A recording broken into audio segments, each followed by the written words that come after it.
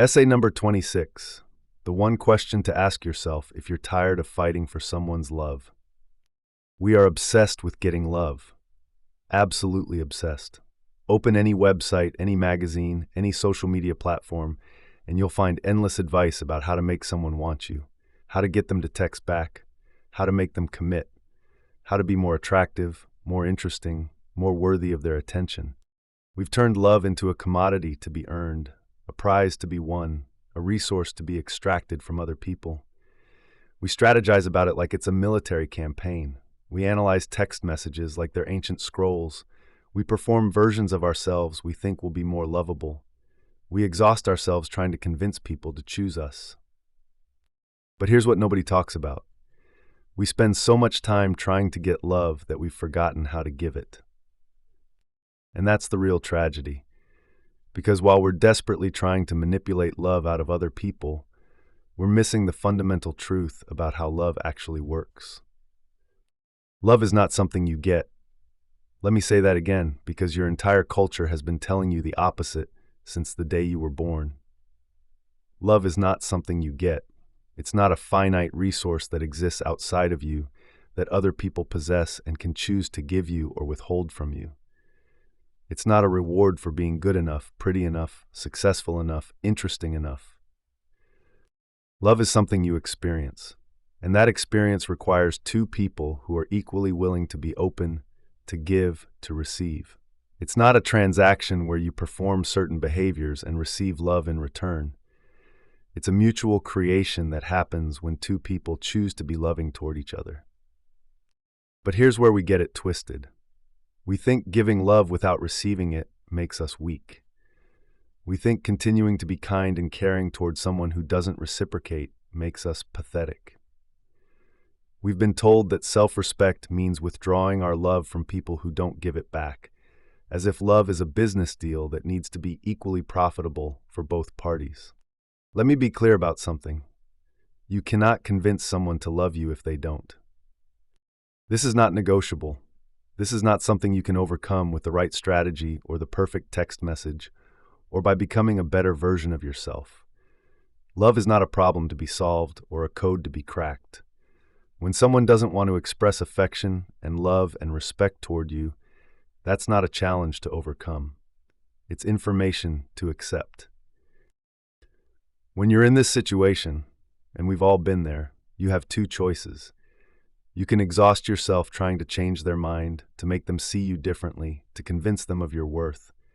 You can fight and beg and perform and pretend, keeping yourself stuck in a cycle of rejection and false hope.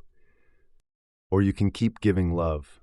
Not to them necessarily. Sometimes giving love means walking away, but to yourself, to others, to the world. You can refuse to let someone else's inability or unwillingness to love you close your heart. Because here's what actually hurts when someone doesn't love you back. It's not the loss of their love. It's the closing of your own heart. The pain of not having love is actually the pain of not giving love. The pain of rejection is actually the pain of rejecting yourself, of believing that because one person doesn't see your worth, you must not have any. When you try to manipulate someone into loving you, when you strategize and perform and convince, you're not actually trying to get love. You're trying to avoid the pain of your own closed heart. You're trying to get someone else to give you permission to feel lovable. But that's not how it works. Love is not something anybody can take away from you. Think about that. Someone can leave you, reject you, ignore you, but they cannot reach into your chest and remove your capacity to love. They cannot take away your ability to be loving. That's yours, always, regardless of what anyone else does. But here's the flip side that might be harder to accept. Love is not something anybody can truly give you either. They can express it toward you, they can create conditions where you feel safe to experience it, but the actual feeling of love, that happens inside you. It's your creation, your experience, your choice. If you go through life believing that other people are required to give you love, that you're owed love, that you can't be okay without receiving love from specific people, you will never actually experience love. You'll experience need, attachment, dependency, but not love. Because love, real love, is free. It doesn't require anything from anyone else. But if you go through life understanding that love is something you can always choose to give, everything changes.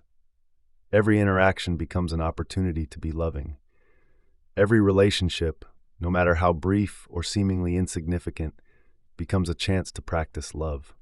That person who ghosted you after 3 dates, they taught you something about what you want and don't want.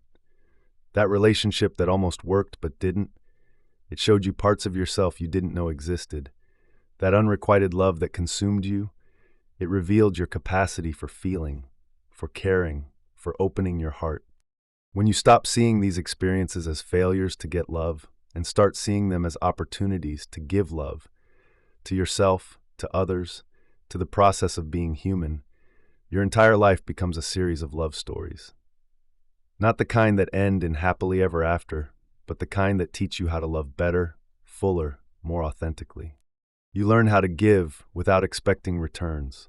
You learn how to walk away with grace when someone can't meet you where you are. You learn how to respect yourself, not by demanding respect from others, but by being respectable in your own eyes. You learn to listen to your intuition about who deserves your emotional energy and who doesn't. Most importantly, you learn that your worth is not determined by who loves you, but by how you love. So here's the question I want you to ask yourself when you're tired of fighting for someone's love, when you're exhausted from trying to convince someone to choose you, when you're depleted from performing for someone's attention. How much love are you giving? Not to them. Maybe giving love to them means giving them the space to not choose you, but to yourself, to your friends, to strangers, to your work, to your life. Because here's the paradox. The more love you give, the less you need to get. The more you express love, the less you need it validated by others. The more you embody love, the less you need to chase it. This doesn't mean you become a doormat, loving people who treat you badly. Sometimes the most loving thing you can do is leave. Sometimes love looks like boundaries. Sometimes love looks like saying, I deserve better than this, and meaning it. But it does mean you stop making your ability to love conditional on other people's ability to love you back. You stop keeping score. You stop treating love like a limited resource that you need to hoard and protect. When someone doesn't love you the way you want them to, it's not an indictment of your lovability. It's just information about compatibility, timing, or their own capacity for love.